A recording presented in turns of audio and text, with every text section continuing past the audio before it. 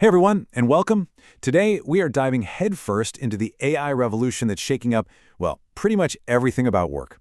We're going to break down why so many people are feeling the heat, but more importantly, how you can flip this massive disruption into a legit, once-in-a-generation opportunity. Let's get into it. So it all kicks off with this really big idea. For decades, the math was super simple, right? You put in more human hours, you got more stuff out. But now it's crystal clear that that connection has completely shattered. AI is literally severing the link between time and value, creating what the experts are calling the Great Decoupling. And look, this isn't just some minor update, it's a total realignment of our entire economic map. All right, so here's our game plan. First, we'll define exactly what the Great Decoupling is. Then, we'll get real about the culture of fear that it's creating. From there, we pivot to the opportunity, and this is key. The huge difference between being a basic AI user and a strategic orchestrator. Then we'll cover the new way value is calculated and wrap it all up with your next move. Okay, first up, Section 1, the Great Decoupling. This is all about what happens when what you produce has nothing to do with how many hours you clock in. So, what is the Great Decoupling? Well, to put it simply, it's the moment when AI-powered workflows let us create unbelievable amounts of value without needing a proportional army of people. This isn't just another tech trend, you guys. This is a historic shift. Think less new app on your phone and more the invention of the steam engine. It's that big. And that's because AI isn't just another tool. It's what's known as a general-purpose technology, kind of like electricity. See, electricity didn't just make candles better, it reorganized everything. Cities, factories, daily life. That's what AI is doing now, is changing how companies are built, how we value work, and frankly, who holds the economic power. It is rewriting the rules of the game from the ground up. Now, all this disruption, it naturally leads into our second section, a culture of fear.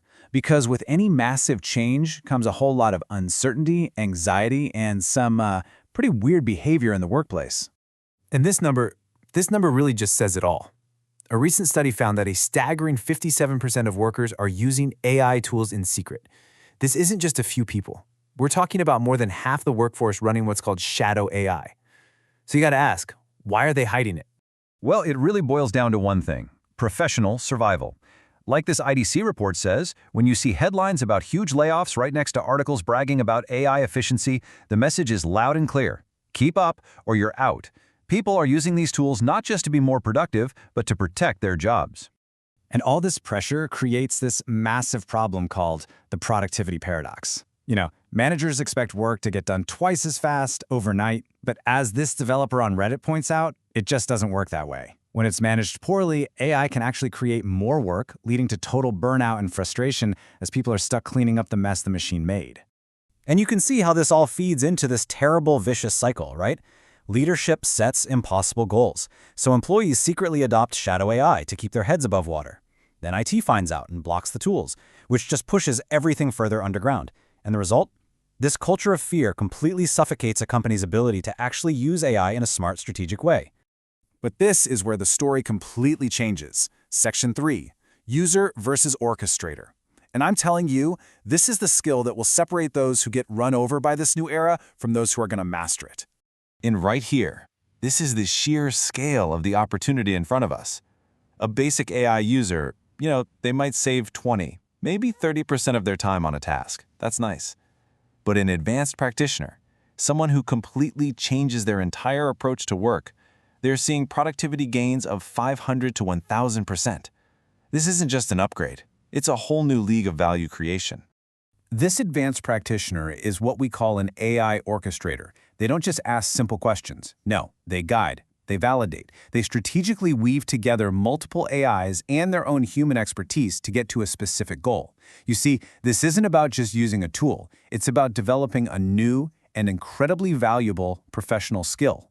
So how do you actually do this? Well, here are a few concrete techniques. First, role assignment. You tell the AI to act as a specific expert, like a financial analyst.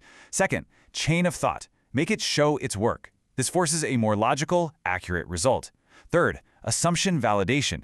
Use the AI like a sparring partner to find the holes in your own logic. And my personal favorite, AI-assisted meta-learning. You literally ask the AI to analyze your old prompts and teach you how to be better. And mastering this skill, well, it leads us straight to Section 4, the new value equation. This is all about how you actually make money from these incredible new skills, by focusing on the results you deliver, not the hours you work. So this brings us to a really critical point. The hourly rate is becoming obsolete. I mean, think about it. When an AI orchestrator can deliver something in an afternoon that used to take a whole team a month, billing for your time just doesn't make any sense anymore. The Great Decoupling has permanently broken that link between time spent and value created. So what's the new model? It's outcome-based pricing. And here, clients don't pay for your effort. They pay for the result. They pay for the measurable, tangible value you deliver. This model is a game changer because it directly rewards those massive efficiency gains that AI orchestrators can create, letting you capture the incredible value you're now capable of. And generative AI is basically pouring jet fuel on this whole shift. Why? Because it makes measuring those outcomes almost automatic and dirt cheap. The AI can track its own performance, which lets you easily prove the speed or the accuracy or the cost savings you delivered. This makes outcome-based pricing not just some cool idea, but something that can actually scale. And this quote really puts it all in historical perspective. This isn't just a pricing fad, it's the next evolution of how business gets done.